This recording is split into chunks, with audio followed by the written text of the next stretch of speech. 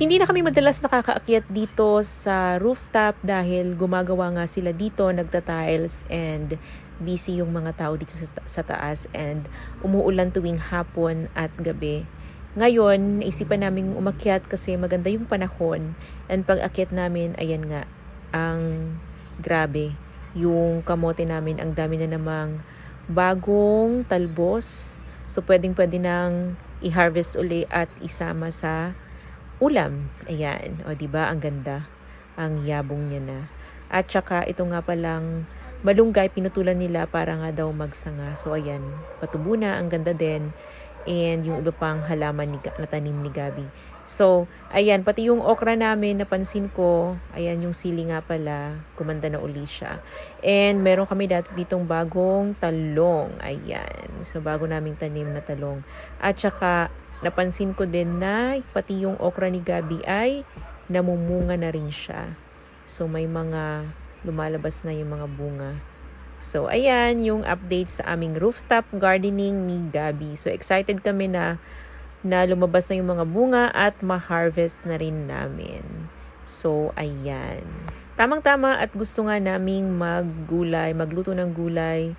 Kaya, perfect talaga tong kamote. Iha-harvest namin to. Tapos ay umakyat din pala kami sa pinaka-rooftop para bisitahin naman ang aming mga pananim na ampalaya. So, ito na yung update sa tanim ni Gabi na ampalaya sa paso. Ayan. So, hindi rin kami nakaakyat dito at siguro mga 2 araw na kami hindi nakaakyat dito.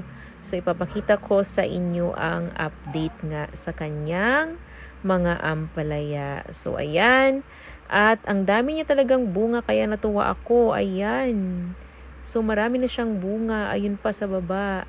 So, tinanggal ko nga pala yung mga tuyong dahon dyan na mga pangit na para makapag-concentrate na siya sa pagbubunga. At pati nga pala itong pinakamaliit, siya naman ang pinakauna talaga nagbunga kaya medyo malaki na yung bunga niya. Ito yung pinakamaraming ibubunga talaga. Marami pa yan maliliit na ibubunga. So, nakakatuwa kasi yan yung pinakamaliit sa kanila. Pati itong pangit dati, gumanda na rin at meron ng mga bunga. So, ayan! Ang taas na nitong isa. Nakakatuwa, diba? Ang galing-galing talaga ni Gabi. So, tinanggalan ko, nag-pruning ako. At saka, tinanggalan ko ng mga pangit na dahon at tuyong dahon. So, eto na ang update sa aming ampalaya sa paso. Napakaganda kahit sa paso lang siya at excited na rin kaming ma-harvest yan soon. So, i-update namin kayo lagi dito sa aming rooftop gardening. Napakasarap na libangan nito, guys.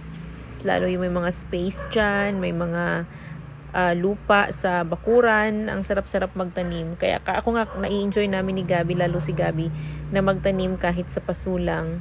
Nakaka-relax din talaga siya. So, buti na lang.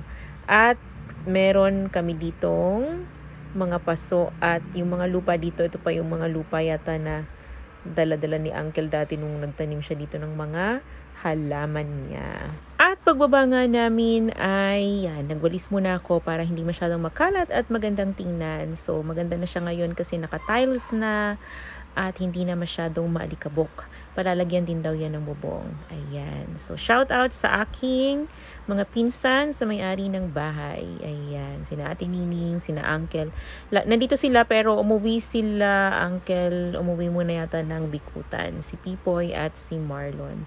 So, yun lang ang aming vlog for today. Thank you so much for watching. Have a good one.